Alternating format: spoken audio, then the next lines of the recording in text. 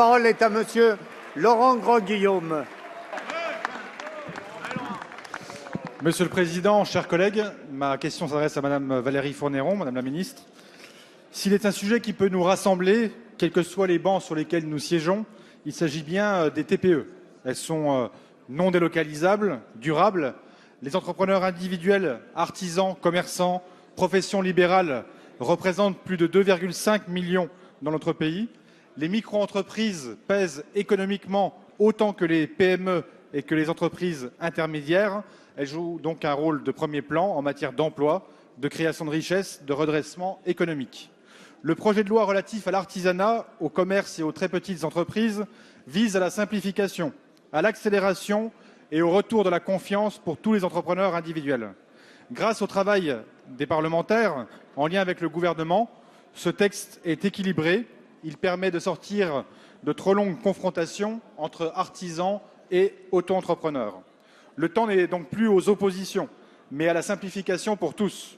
Fusion des régimes auto-entrepreneurs et micro-fiscales au 1er janvier 2015, c'est-à-dire élargissement de la simplicité, baisse des cotisations minimales, vérification de la qualification des assurances pour la protection du consommateur et enfin un statut juridique unique. Il s'agit bien de passer du parcours du combattant au parcours de croissance. Des amendements ont été adoptés dans le cadre des discussions, notamment au Sénat. Un amendement voté présume le lien entre un auto-entrepreneur et son donneur d'ordre comme un contrat de salarié. Cette présomption de salariat déguisé serait une mesure de complexification et créerait une insécurité juridique pour tous les travailleurs indépendants dans notre pays, d'autant plus qu'il y a environ 1500 contrôles par an de l'URSSAF et seuls 2 à 3% de situations ont été reconnues comme telles. Ensuite, un autre amendement prévoit d'élargir la gestion du stage préparatoire à l'installation en dehors des chambres des métiers et de l'artisanat. Aussi, Madame la Ministre, je souhaite connaître votre position sur ces deux sujets dans le cadre des discussions qui continuent et du dialogue qui est engagé. Merci. La parole est à Madame Valérie Fournéron, secrétaire d'État chargée du commerce et de l'artisanat. Monsieur le Président, Mesdames et Messieurs les députés, Monsieur le député Laurent Grandguillaume, la question que vous posez s'inscrit effectivement dans le cadre du projet de loi artisanat commerce très petites entreprises qui en est à la phase de commission mixte paritaire qui interviendra le 21 mai prochain. Permettez-moi, à l'occasion de votre question, de rappeler d'abord l'ambition de ce texte.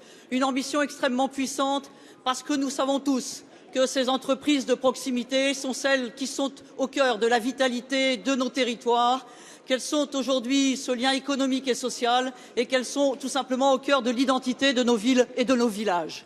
Cette ambition, elle a largement rassemblé au moment du texte, ici à l'Assemblée nationale comme au Sénat, un texte qui avait été porté par Sylvia Pinel, largement rassemblé les parlementaires et l'ensemble des organisations professionnelles, avec des buts très clairs, à la fois conforter le commerce de proximité, permettre également de moderniser l'urbanisme commercial, de clarifier le statut des artisans et, comme vous l'avez évoqué, et grâce à la qualité de votre travail que je veux saluer, avoir une simplification et une harmonisation de l'entreprise individuelle, aller au 1er janvier 2015 vers un modèle, une entreprise unique, une micro-entreprise unique, avec la fusion auto-entrepreneur, micro-social donc et micro-fiscal.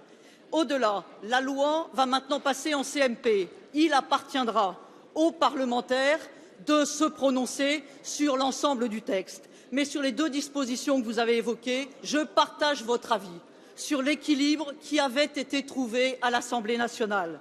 Je suis donc favorable à ce qu'il soit préservé, même si des précisions peuvent être apportées. Comme vous, je considère aujourd'hui que notre défi, c'est la croissance des TPE, car c'est le défi de l'emploi et le défi de notre pays.